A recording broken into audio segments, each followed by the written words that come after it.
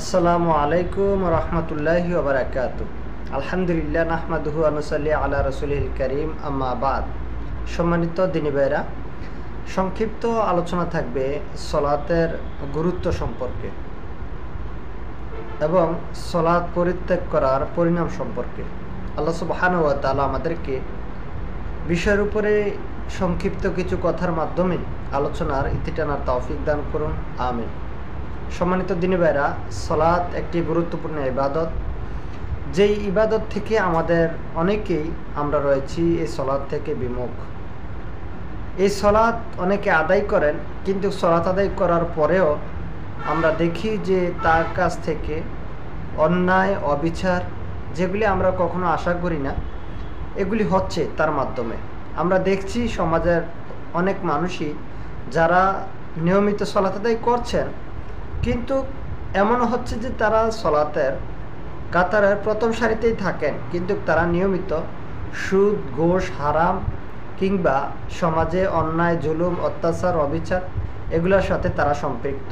এর মূল কারণগুলি কি হতে পারে এবং সেগুলো থেকে উত্তোলনের উপায়সমূহ কি হতে পারে, আসুন আমরা এই ব্যাপারে কিছু কথা বলেই আলোচনার ইতি টানার চেষ্টা করি।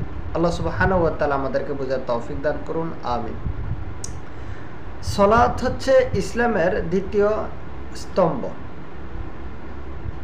আমরা জানি যে রাসূল সাল্লাল্লাহু আলাইহি সাল্লাম বলেছেন, বুনিয়াল ইসলাম আলা খামসিন, শাহাদাতু আল্লা ইলাহা ইল্লাল্লাহ ওয়া আন্না মুহাম্মাদুর রাসূলুল্লাহ ওয়া ইকামাস সালাহ। রাসূল সাল্লাম বলেছেন যে ইসলামের স্তম্ভ হচ্ছে 5টি। তার মধ্যে প্রথম স্তম্ভ হচ্ছে এই স্বীকৃতি দেওয়া যে আল্লাহ ছাড়া প্রকৃত অর্থে আর কোনো ইলাহ নেই এবং মুহাম্মদ সাল্লাল্লাহু আলাইহি ওয়াসাল্লাম আল্লাহর রাসূল, আল্লাহর প্রেরিত বান্দা এবং রাসূল, এবং সালাত কায়েম করা। তারপরে যাকাত এসেছে, রমজান মাসের সিয়াম এসেছে, হজ এসেছে, সেগুলো পরের বিষয়। তবে লা ইলাহা ইল্লাল্লাহ মুহাম্মদ রাসূলুল্লাহ এটার পরেই যে স্থান এসেছে ইসলামের স্তম্ভ হিসাবে, সেটা হচ্ছে সলাত। অর্থাৎ আমরা যেমন বুঝি যে একটা বিল্ডিং উঠাতে গেলে বিল্ডিংয়ের কিছু পিলার লাগে, সেই পিলারগুলি যদি না থাকে তাহলে বিল্ডিংটা টিকে না। ঠিক অনুরূপভাবে একজন ব্যক্তি ইসলামের মধ্যে থাকতে হলে তাকে এই 5টা খুঁটি বা 5টা স্তম্ভ তার লাগবেই ইসলামকে টিকিয়ে রাখার জন্য। কেউ যদি আর কোনো একটাকে অস্বীকার করে তাহলে তার মধ্যে আর ইসলাম থাকে না। তার মানে এই 5টি স্তম্ভ, ফিলার, তার মধ্যে একটি হচ্ছে কি সলাত।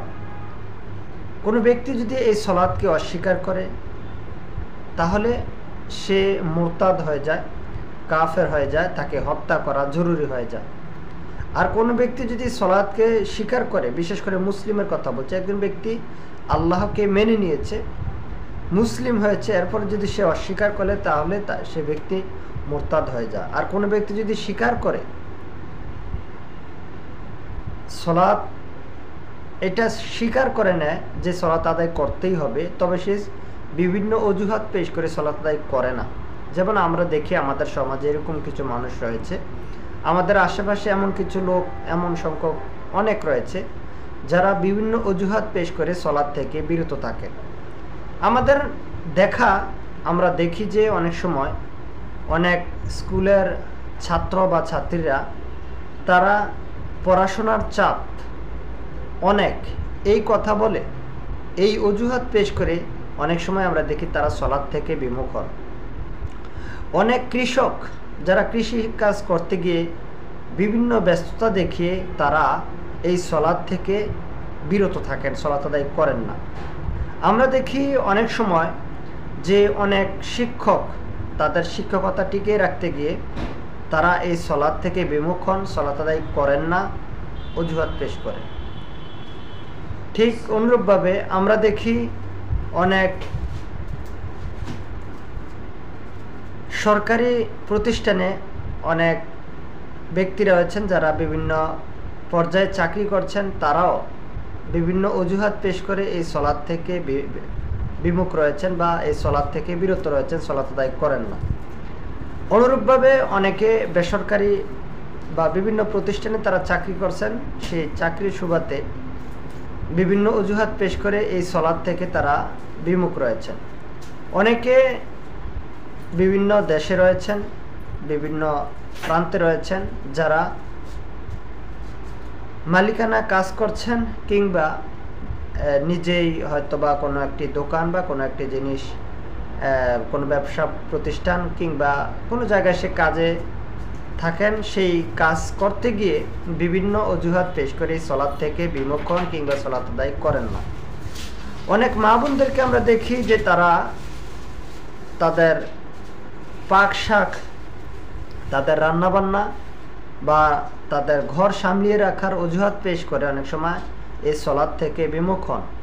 অনেক মা বোনেরা তাদের সন্তান সন্ততি থেকে তাদের বিরক্ত অথবা ছোট শিশুর বিভিন্ন কাজকর্ম করা, এগুলা দেখিয়ে তারা অনেক সময় এই সলাৎ থেকে বিমুখ হন। তার মানে সলাৎ থেকে গাফেল হওয়ার জন্য অনেক ধরনের অজুহাত মানুষ পেশ করতে পারে, এই কথাই সত্য। তবে আমার প্রশ্নটা হচ্ছে এই যে আপনি যেই অজুহাতগুলি পেশ করছেন সেটা প্রাইভেট পড়ানো হোক অথবা নিজে পড়েন অথবা বিভিন্ন পরীক্ষার চাপ দেখানো অথবা অন্য যে কোনো কারণ দেখানো, সেটা যদি আপনি দেখিয়েই সলাৎ থেকে বিরত থাকেন, আমার কথা হচ্ছে কিয়ামতের ময়দানে আল্লাহ সুবহানাহু ওয়া তাআলার নিকটে আপনার এই অজুহাত কিংবা আপনার এই কথা, যেই যুক্তি, সেই যুক্তি দিয়ে কিয়ামতের ময়দানে আপনি টিকে থাকতে পারবেন কিনা সেটা একবার ভেবে দেখার চেষ্টা করুন।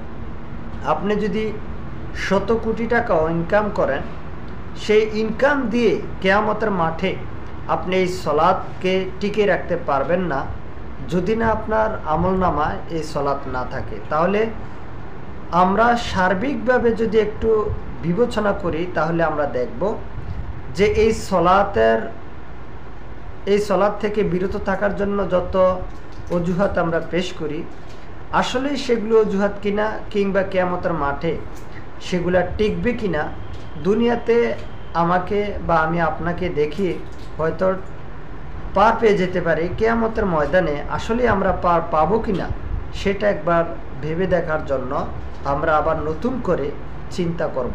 আল্লাহ সুবহানাহু ওয়া তাআলা আমাদেরকে বুঝার তৌফিক দান করুন, আমিন।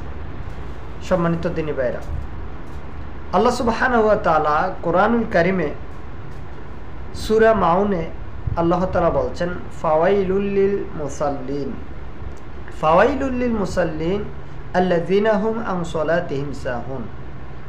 ধ্বংস ওই সমস্ত সালাত আদায়কারীর জন্য যারা সালাত আদায় করে কিন্তু উদাসীন, সালাত আদায় করে কিন্তু উদাসীন, সালাতের ব্যাপারে গাফেল। আল্লাহ তাআলা বলছেন ওই মুসল্লির জন্য ধ্বংস, যারা সালাত আদায় করে কিন্তু রাসূলের পদ্ধতিতে সেই সালাত আদায় করে না।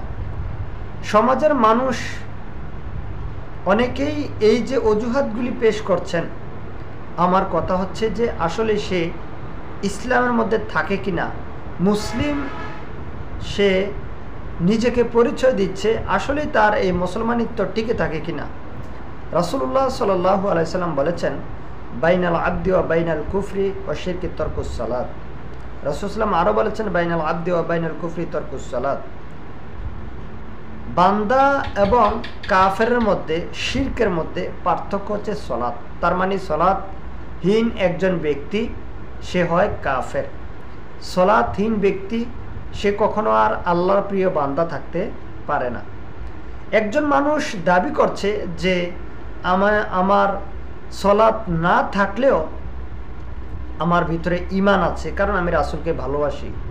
এই কথা তার মৌখিক দাবি মাত্র, এটা আসলেই এই কথার সত্যতা সে প্রমাণ করতে পারে না, কারণ সালাতহীন রাসূলের ভালোবাসা এটা কোনো ভালোবাসাই হতে পারে না, এটা ধোঁকা মাত্র। আমি যদি বলি যে আপনাকে আমার এই কাজকর্ম আপনি নিয়মিত করতে হবে, আপনাকে যদি আমি একটা চাকরি দিই বা আপনি যদি আমাকে একটা চাকরি দেন, আপনার দেওয়া সেই দায়িত্ব আমাকে যথাযথভাবে পালন করতে হবে, এটা হচ্ছে প্রথম দিক। দ্বিতীয়ত হচ্ছে আপনাকে খুশি করার জন্য আমি এক্সট্রা আরও কিছু যদি করতে চাই, তাহলে সেটার জন্য আমাকে আলাদা আপনি বোনাস দিবেন। কিন্তু আমি যদি আমার প্রথম যে দায়িত্বটা, প্রথম দিকটাই যদি পালন না করি, তাহলে কি আপনি আমাকে যেই জন্য নিযুক্ত করেছেন বা যে দায়িত্ব দিয়েছেন, এর যেই বেতন বা এর যেই ফ্রি রয়েছে সেটাকে আপনি আমাকে দিবেন? অবশ্যই দিবেন না। আল্লাহ সুবহানাহু ওয়া তাআলা আমাদেরকে পৃথিবীতে প্রেরণ করেছেন আল্লাহর ইবাদত করার জন্য। এর মধ্যে ইবাদতের জগতে সবচেয়ে প্রথম বা প্রধান যেই দায়িত্ব, যেই প্রধান ইবাদত, সেটা হচ্ছে সলাৎ। সলাৎ যদি না টিকে তাহলে অন্যান্য ইবাদত এগুলো হচ্ছে পরের বিষয়। এজন্য রাসূল সাল্লাল্লাহু আলাইহি সাল্লাম বলেছেন যে কিয়ামতের ময়দানে আল্লাহ সুবহানাহু ওয়া তাআলা সর্বপ্রথম যে হিসাব গ্রহণ করবেন, যে হিসাব নেবেন, সেটা হচ্ছে সলাৎ। সলাৎ যদি তার টিকে যায় তাহলে অন্যান্য আমলগুলি টিকবে, আর সলাৎ যদি তার ঘাটতি হয়ে যায়, সলাতের মধ্যে যদি কোনো সমস্যা দেখা দেয়, তাহলে তার অন্যান্য আমলগুলিও সমস্যা, ঘাটতি দেখা দেবে। তাহলে